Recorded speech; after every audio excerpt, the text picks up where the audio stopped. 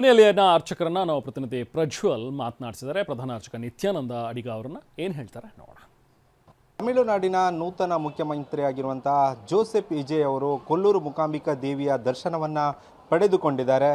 ದೇವಿಯ ದರ್ಶನ ಸಂದರ್ಭದಲ್ಲಿ ಯಾವ ರೀತಿಯ ಪೂಜೆಯನ್ನು ಮಾಡಿದ್ದಾರೆ ಎಂಬುದರ ಬಗ್ಗೆ ಮಾತಾಡಲಿಕ್ಕೆ ನಮ್ಮ ಜೊತೆ ಕೊಲ್ಲೂರು ಮೂಕಾಂಬಿಕಾ ದೇವಾಲಯದ ಪ್ರಧಾನ ಅರ್ಚಕರಾಗಿರುವಂಥ ನಿತ್ಯಾನಂದ ಅಡಿಗ ಅವರು ನಮ್ಮ ಜೊತೆ ಇದ್ದಾರೆ. ಅವ್ರನ್ನ ಮಾತಾಡಿಸ್ತಾ ಹೋಗ ಬಟ್ರೆ ಯಾವ ರೀತಿಯ ಒಂದು ಪೂಜೆಯನ್ನು ಮಾಡಿದ್ದಾರೆ? ನೀವು ವಿಶೇಷವಾಗಿ ಪೂಜೆ ಏನು ನಾವು ಮಾಡಲಿಲ್ಲ. ಎಲ್ಲ ಭಕ್ತರಿಗೆ ನೀವೀಗ ಏನು ನೋಡ್ತಿರೋ ದೇವಸ್ಥಾನಗಳಲ್ಲಿ ಪೂಜಾ ವಿಧಿವಿಧಾನಗಳು ಅದರಲ್ಲೇ ಮಾಡಿದ್ದೇವೆ, ಅದೇ ಹಾಗೇ ಇದೆ.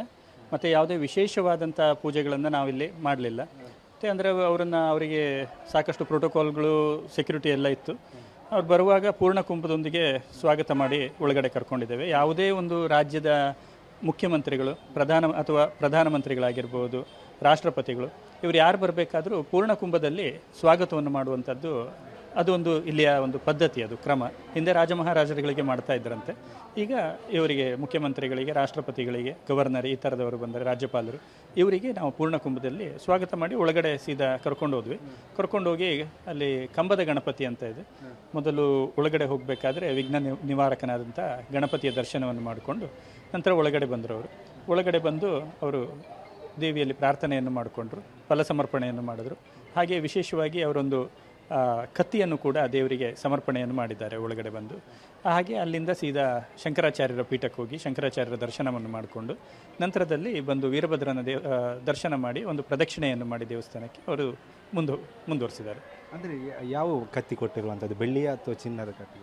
ಇಲ್ಲ, ಅದು ಮಾಹಿತಿ ಇಲ್ಲ, ಸರಿಯಾಗಿ ಗೊತ್ತಿಲ್ಲ. ಅದು ಒಂದು ಕತ್ತಿಯನ್ನು ಕೊಟ್ಟಿದ್ದಾರೆ, ಚಿಕ್ಕದದು, ಭಾಳ ದೊಡ್ಡದೇನಲ್ಲ.